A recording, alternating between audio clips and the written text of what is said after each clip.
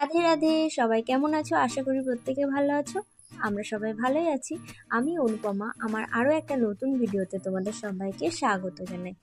আর আমি আগের দিনকে পয়লা বৈশাখের কিছু মুহূর্ত তোমাদের সাথে শেয়ার করেছিলাম, আর বাকি মুহূর্তগুলো আজকে তোমাদের সাথে শেয়ার করছি। তো পয়লা বৈশাখ মানে ভালো মন্দ তো অবশ্যই রান্নাবান্না হবে। যেহেতু দুদিন ধরে নিরামিষ খাওয়া হয়েছে, সেই জন্য আজকে বাড়িতে বানিয়ে ফেললাম সবাই মিলে বিরিয়ানি। সবাই মিলে না, আমার ননদ নিজেই স্পেশালভাবে বিরিয়ানিটা বানিয়েছে। তো দারুণ হয়েছিল, টেস্ট ভীষণ ভালো ছিল। বাড়িতে খাওয়া দাওয়া সেরে বিকেলবেলা একটু বাড়িতে সময় কাটিয়ে চললাম সন্ধ্যাবেলায় বাবার বাড়ি, মানে ওপারে। আমাদের রানাঘাটে কিন্তু ভীষণ জাঁকজমক করে এই পয়লা বৈশাখের দিনটা পালন করা হয়। তার মানে আমাদের এখানে প্রত্যেক বছর নববর্ষের দিনকে, বাংলা নববর্ষের দিনকে বানানো হয় ময়ূরপঙ্খী। রানাঘাটে মোট 3টে মতন ময়ূরপঙ্খী তৈরি হয়, 3টে কি 4টে। আর 2টো হয় আমার বাবার বাড়ির ওইদিকে, আর 2টো অন্য অন্য জায়গায় হয়।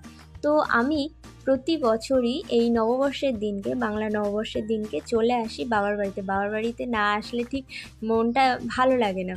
আর দেখো, সারা রানাঘাটের লোকারণ্য হয়েছে এই যে ময়ূরপঙ্খী দেখতে।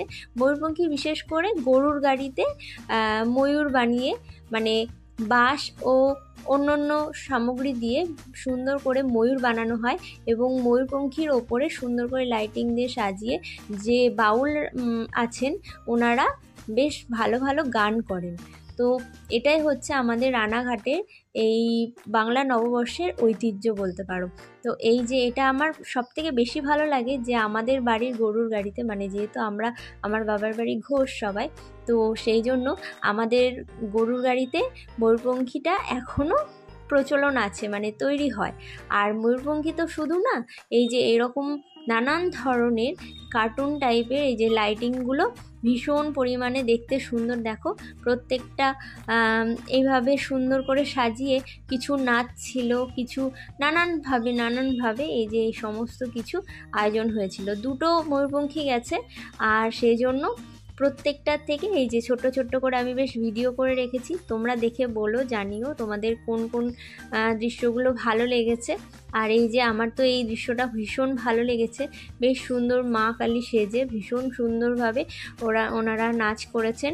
আর ওনারা অক্লান্ত পরিশ্রম করে এই যে আমরা এত মানুষ, হাজারে হাজারে কাতারে কাতারে মানুষ দর্শকরা দেখছে, এই যে প্রত্যেকের মনকে খুশি করেছেন এনারা, ভীষণভাবে ভালো লাগে।